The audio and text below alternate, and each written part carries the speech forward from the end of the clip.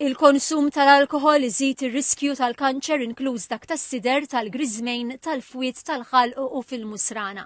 Il-Kirurgu Ġenerali tal-Istati Uniti Vivek Murthy qal li l-konsum tal-alkohol huwa t-tielet l-aktar kawża komuni ta' kanċer li jista' jiġi evitat fl-Istati Uniti wara it-tabakk u l-obeżità. Huwa l-kawża ta' 100,000 każ ta' kanċer fl-Istati Uniti u 20,000 mewt fis-sena. Għaldaqstant huwa qed jappella biex fuq il-fliexken tal-alkohol titwaħħal tikketta ta' twissija bħalma jkun hemm fuq il-pakketti tas-sigaretti. Appella wkoll li jiġu evalutati minn ġdid il-limiti rakkomandati għal konsum tal-alkohol u li tingħata spinta lill-isforzi edukattivi fir-rigward tax-xorb alkoholiku u l-kanċer.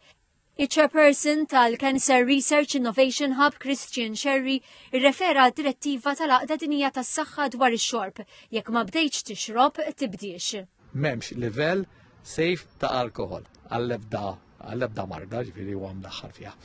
Imma fil-fatt nafu li l-alkohol huwa xi ħaġa li huwa soċjali u xi ħaġa li huwa aċċettat, allura dejjem nżommu moderazzjoni. Il-Professur Sherry rimarka li hemm minu f'riskju ta' kanċer aktar minn oħrajn. Pereżempju magħruf li kull tazza imbit kuljum iżżid il-kanser fis-sider, riskju tal-kanser fis-sider minn dak li huma predisposti bejn 5 u 7%. Sem ċertu ħsara tal-alkohol viżavi il-kanser. Biss ħaniftehmu fil-verità dan huwa għal min huwa predispost. Il-problema li għandna huwa li ma nafux min hu predispost. F'dan il-kuntest TVM News huwa informat li bħalissa l-Gvern qed iħejji għal proġett ta' testjar għal min hu iktar friskju li jimrat b'ċerti tipi ta' kanċer bħal fis-sider u fil-musrana.